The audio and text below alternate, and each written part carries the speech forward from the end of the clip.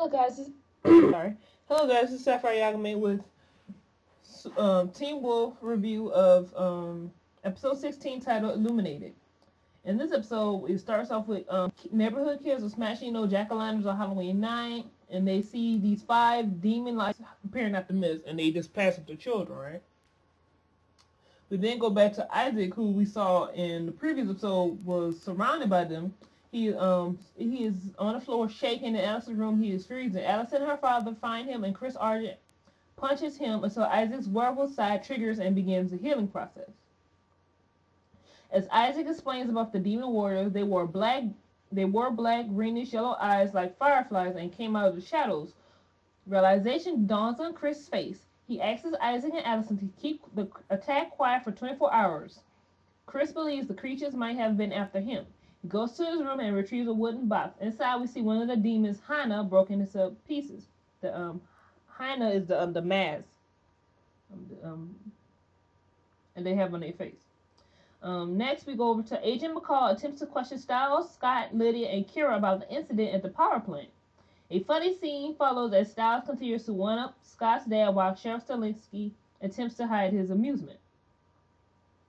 Agent McCall then recounts the events of the last episode, adding one detail that wasn't really apparent at the time. Someone left a message for William Barrow on the blackboard in the chemistry classroom.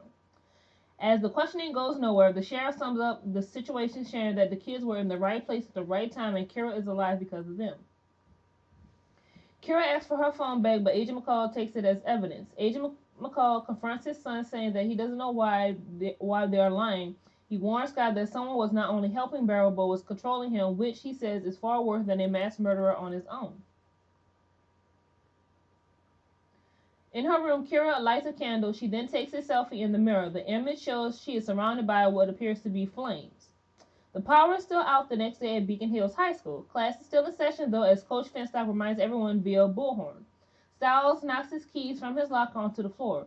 We can see he has a green aluminum bottle opener as a keychain. He notices one Pacific key, staring at it until Scott arrives. He stops Scott from walking right up to Kira, suggesting that he steer clear till they know that she isn't another psychotic monster that's going to start murdering everybody. Scott wonders if Kira might be like him in a supernatural sense. Styles reminds him of her trick with the electricity, saying she's definitely not like Scott. Styles again seems perplexed by the key on his ring. In the locker room, Danny is on his cell phone. Apparently, the power outage means the Halloween black light party he planned will have to be canceled. Ethan overhears and asks him if he needs help finding a new venue. Danny says no place in town has power, so the party is canceled. Aiden makes fun of his brother attempt to engage Danny, but Ethan points out that Scott doesn't care about power, he cares about people. He goes on to explain that if they ever want to be part of Scott's wolf pack, then they need to start acting like humans at school, which makes sense. Scott is not like, the other alphas they was with. They wanted all power. Scott cares about the people. He's one for the people. Scott for president. So, Lydia's mom is being the substitute teacher for the recently deceased Adrian Harris's biology class. She jokes with Lydia that since she has not been in front of a classroom in 5 years, she would really appreciate it if her daughter wouldn't embarrass her. Lydia quips back that her mother should have thought of that before wearing those shoes. Later, as Aiden is trying to flirt with Lydia, she is obviously uncomfortable. She explains that she helped save a person's life and feels good about that. She says when she looks at Aiden, all she can think about is that he helped kill Boyd, and that doesn't make him a bad boy, it just makes him a bad guy, and she doesn't want to be with the bad guys. This prompts Aiden to approach Danny and offer him a place for the party. Derek Hale leaves his loss for a reason unknown. Kira is eating lunch by herself in a school hallway. Don't they have a freaking cafeteria? Why is she eating in the hallway? I'm pretty sure you have a cafeteria you can eat. I'm just saying, a table, so your food don't get dirty. I mean, everybody walks on their floor. I will not eat my food on the floor. I'm sorry. So she's eating lunch by herself. Scott joins her on the floor. Kira immediately says she doesn't want to talk about it, but when Scott starts to talk about pre-calculus tests on Friday instead, she asks him to take a picture of her so she can show him the effects flash photography has on her face. The picture shows the flames outlining her body. She explains that the strange happening started a couple of months ago and she doesn't know what causes it. She says she has to get hold of her phone to erase the pictures Barrow snapped at the substation. Scott immediately volunteers to help. Derek returns to the parking lot right outside his apartment later that night. He is ambushed by 3 trick-or-treaters, a devil, a pirate, and a vampire. The kids are on the edge as Derek slowly reaches into his out a large variety bag of M&M's fun-sized candy. He drops each in the kid's bag. They stand staring at him as they stand staring at him until he flashes his eyes and with a roar bares his fangs. The display sends them screaming into the night. Now, why would you do that to these children? And my thing is, why the heck is these children approaching a man near his car? That's not safety. Like, didn't these parents? Where's their parents? Where's somebody watching these kids while they go trick or treat? That's what I want to know. These kids is dressed in a costume and just approached a man who is by his car. How you? I mean, I know it's Derek Hill. We all know he ain't like that. But I'm saying that's very unsafe. This man could have been a pedophile or a kidnapper or whatever and kidnapped you guys, and you guys would have been missing. I just thought that was stupid in terms of like, oh my goodness. Anyway, as Derek turns back to the SUV, he is surrounded by the 5 demon warriors. Aiden and Ethan set up a gas power generator outside Derek's big loft window. The power comes on and they test the black light fixture they attach to one of the support posts. Outside the sheriff's station, Styles is waiting in his Jeep when Kira and Scott arrive on his dirt bike.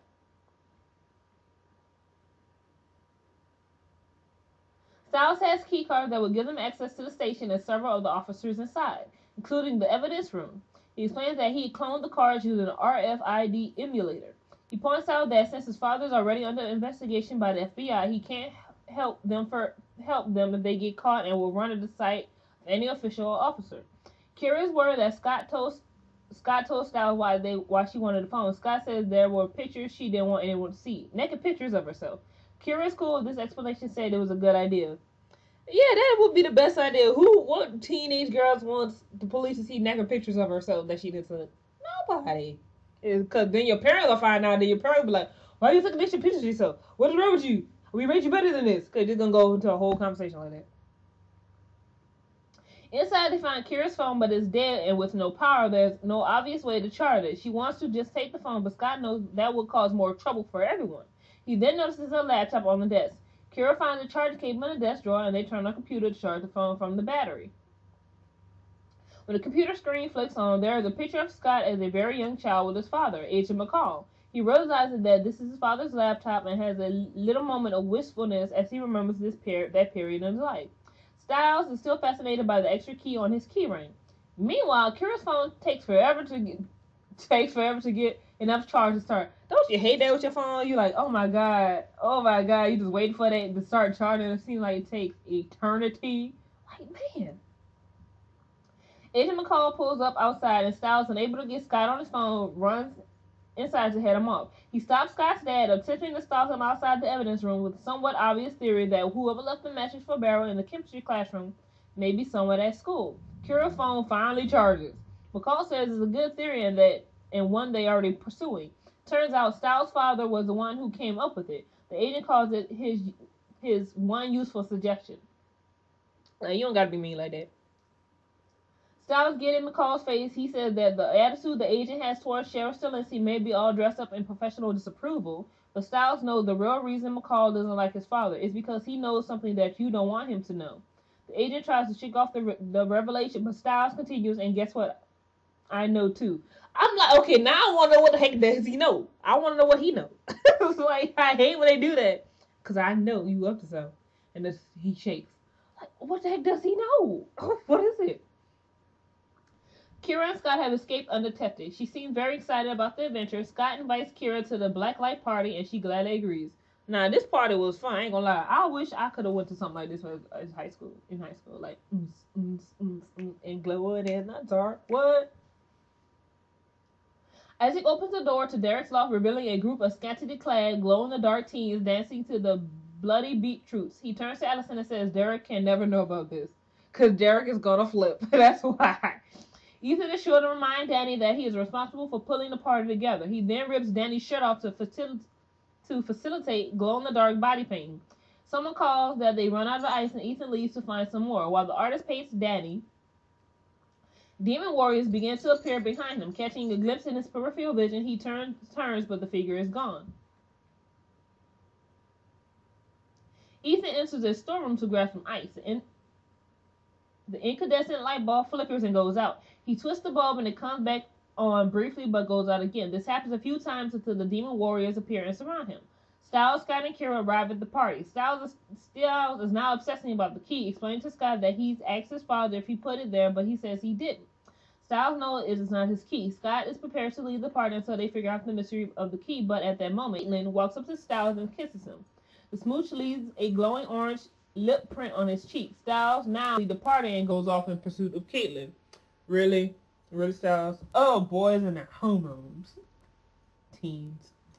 Kira gets josted by the crowd. Scott takes her hand and pulls her close to him. Then he spots Allison standing at the bar. Kira sees him see her and releases his hand and backs away into the crowd. I'm like, oh, Scott, let Allison go. You got Kira. Jeez, let it go. Let it go. Just let it go.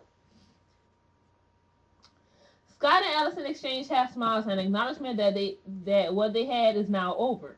Scott realizes that he's lost Kira and begins to scan the room with his enhanced werewolf vision. When he spots her, he sees the outline of a fox in the flames surrounding her entire body. What does the fox say? Kira, Kira, Kira, Kira, Kira, Kira, Kira, Kira, Kira, Kira, Kira, Kira. What the fox say? Styles catches up to Caitlin and after some chit-chat realizes her connection to the Dakarok sacrifices. Her girlfriend was one of the virgins killed. Caitlin seems unfazed by her girlfriend's death, says she's really drunk and takes Styles to the death floor. Oh my goodness. Aiden runs up to Lydia wearing a set of bright orange false fangs. He growls at her. She is not amused. He says they're not as good as the real ones. Lydia counsels that they're also not as lethal. Aiden says he deserves everything Lydia says about him, but adds that he helped set up the party as if that should earn him a bit of redemption. Lydia is unimpressed and says if she wanted to go to a raid, she would get in a time machine and go back to the 90s. She walks away. Aiden is angry, showing his real fangs and glowing eyes. Addison rejoins Isaac. He wants to tell Scott about the demon warrior attack, but Addison said they promised to keep quiet to protect their father. Isaac says he doesn't like keeping secrets from Scott. Addison parlays this into a discussion of the relationship and whatever they are. Isaac thinks Addison is mad, but she says she's not. She's frustrated. And if he asks if she's sexually frustrated, she doesn't answer, just smiles and grabs a paintbrush and removes her shirt. Her brow glows pink in the black light. She challenges him to talk about Scott or paint my body. He chooses the latter. Really? Oh my god, their flirtation, it kills me. Lydia stands alone and summons the party with a series of L words. Seeing Isaac and Addison, she says, finally. Styles is dancing all crazy with hers awkwardly. She then notices Aiden sandwiched between two grinding girls and says, predictably, hey, you ain't dancing with him, so he got to dance with somebody, you know? Lydia hears something, a light growling and popping sound. She scans the party but sees nothing at first. Then the demon warriors begin to flicker in and out of existence. She calls out for Scott but can't be heard over the loud music. She then makes her way outside onto the ledge beyond the loft's giant window. There she catches her breath. The popping sound returns and one of the demon warriors rises up through the concrete. She turns to scream, but another warrior is there and snatches the sound from her mouth with his hand. It then places a hand on the left side of her face and his eyes begin to glow. I'm like, damn. It took the voice right out of her mouth like Ursula. Jeez. Danny mistakes Aiden for his brother. Both are looking for Ethan because he's been missing for half an hour. Aiden goes off looking worried. Danny follows. Caitlin retrieves 2 bottled beers and returns to Styles on the spiral spell case. When Styles removes his key chain to use the bottle opener, Caitlin notices that one of his keys, the key, is covered with phosphorus. Caitlin wants to make out. She says she likes girls and boys and asks if Styles likes boys too. He doesn't answer and looks uncomfortable. He's obsessed by the mystery key and keeps interrupting their kissing with questions. When Caitlin explains that the phosphorus might have come from being around chemicals, Styles jumps up to leave. Before he goes, he gives Caitlin a full bottle of water and tells her to drink that whole thing. Kira and Scott are up on the roof just above the loft skylight. Scott has paint on his face, and when he can't get it himself, Kira moms him. That is, she licks her thumb and uses the wipe paint off his face. They laugh about the momming before turning to more serious matters. Kira is surprised that Scott didn't run away screaming when he saw her picture. She says that the flames look like a demon from hell to her. Scott says he saw something different, like armor protecting her. He says it looks like a fox. She's a kitsune, yay! Allison and Isaac dance around and come close to kissing, but don't because Allison notices something on his neck. They rush to the mirror in the storeroom to discover what looks to be a backwards number 5 branded into Isaac's neck. They hear Ethan groaning and Isaac breaks his arm to trigger his werewolf healing. Ethan's eyes flash blue and Edison notices that he has the same mark on his neck.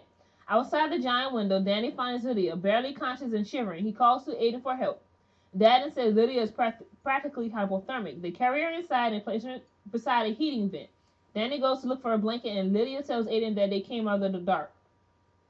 Derek awakes on the pavement below. He jumps to his feet and growls in anger. High up on the roof, Scott hears the growl and recognizes that it is Derek. Inside the party, Derek approaches the DJ. A bouncer attempts to stop him, but Derek takes him aside and overturns the table. The music stops. He drops his voice into the werewolf rage and bellows, "Get out!" After a brief moment of disbelief, the crowd runs for the exit. Aiden sends Daddy away with Lydia. The other wolves all converge on the loft where the demon warriors stand waiting. The warriors all turn as one toward Aiden. Scott and Derek try to intercede. Derek even breaks one's neck, but he recovers and the wolves are beaten back. Isaac steps up to help, but the warrior pulls a sword from his body and spins it around like a pro. Isaac backs off. I'll back off too when he starts doing all that. Oh, no, you know what? You got this. Never mind. The warriors make it to Aiden and brand him like the others. They then come after Scott. He bares his teeth in his red eyes, showing Kira his true face. But when the first rays of the sun strike them, they disappear into the black smoke. Chris Argent stumbles into his apartment badly injured and collapses on the floor. His phone is ringing. It's Allison. At school, Styles finds the key fits the chemical storage room where Burrow hid and performed surgery on himself. Styles makes his way to the blackboard where the numbers in the chemical contours still spell Kira. He grabs a piece of chalk and writes the same numbers on the board. The handwriting is almost identical to the original. So the plot thickens. Da, da, da. So Styles is obviously creeped out that he has the key to the chemical closet and that the handwriting matches his. Kira now knows what Scott really is, and I was just waiting like about time. Jesus. I love Allison and Isaac's flirtation thing they got going on. And hopefully for the twins, I really hope that they eventually become part of Scott's pack. Cause I mean, especially given the fact that they, with the whole Nemeton thing, and that Dr. Deaton said there would be a beacon for supernatural creatures. I would say having more in your pack would not be such a bad idea. I'm saying, granted they have to work toward getting Scott's trust and everything, but I think Scott would really benefit from having Aiden and Ethan in his pack. Just saying. So that's all for episode Illuminated of Teen Wolf Season 3. And I will be posting the review for the next episode right after this. So I'll see you guys next time. So comment, rate, subscribe.